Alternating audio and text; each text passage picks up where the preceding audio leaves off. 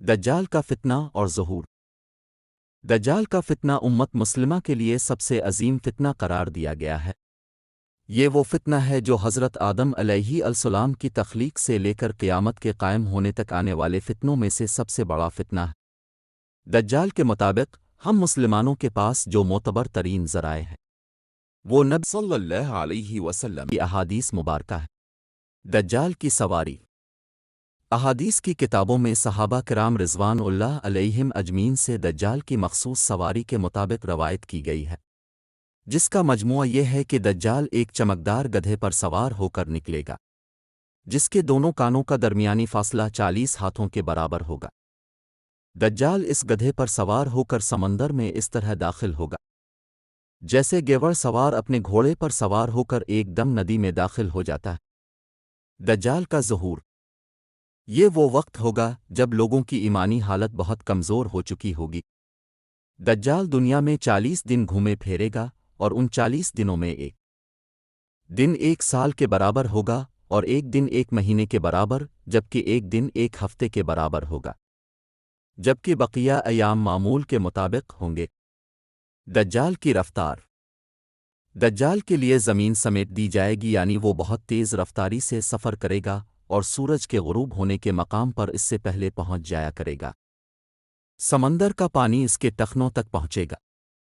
دجال کے پاس 70,000 کی فوج ہوگی، جس کے اوپر سبز رنگ کی چادریں ہوگی، یہاں تک کہ وہ ابو المراق کے ٹیلے پر آ کر ٹھہر جائیں گے۔ خدائی کا دعویٰ۔ پھر وہ ایسی بلند آواز دے کر سب کو بلائے گا کہ اس کو زمین و آسمان کے درمیان ساری مخلوق سن لے گی۔ پھر دجال ان سب لوگوں سے کہے گا کہ تم لوگ میری عبادت کرو، میں تمہارا خدا ہوں۔ اس موقع پر رسول اللہ صلی اللہ علیہ وسلم نے فرمایا کہ تمہیں پتہ ہو کہ تمہارا رب ایک آنکھ والا نہیں ہو سکتا، بھلا وہ رب جو دوسروں کو آنکھیں دیتا ہے، وہ خود کیسے بینائی سے محروم رہ سکتا ہے؟ اس بدبخت دجال کے ماتھے پر کافر لکھا ہوگا، جسے صرف مومن ہی پڑھ سکے گا اور وہ اسے پہچان لے گا۔ دجال اپنے گدھے پر سوار ہو کر ساری زمین پر گھومے گا۔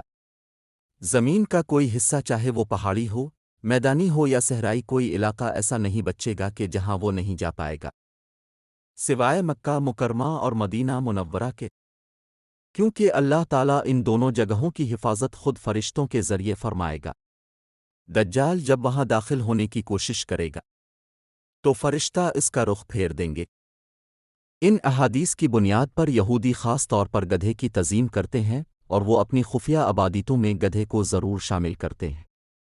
بعض لوگوں کا یہ دعویٰ ہے کہ عبادت کے دن خفیہ طور پر یہودی ایک گدھے کو اٹھا کر بیت المقدس میں لے جاتے ہیں، جہاں مختلف رسم و رواج کے مطابق اس گدھے کو سجایا جاتا ہے۔ یہ تمام باتیں اس جانب اشارہ کرتی ہیں کہ خروج دجال کا وقت اب زیادہ دور نہیں۔ بلا شبہ یہ فتنوں کا دور ہے اور اس وقت انسانیت دجال اور دجال کی قوتوں کے فتنے عظیم کی طرف بڑھ رہی ہے۔ لہذا دجال کی قوتوں سے آگاہی رکھ کر ہی ہم اپنی نسلوں اور اپنے ایمان کی حفاظت کر سکتے ہیں۔ اللہ پاک ہمیں اور ہماری آنے والی سب نسلوں کو دجال کے فتنوں سے محفوظ رکھے۔ آمین۔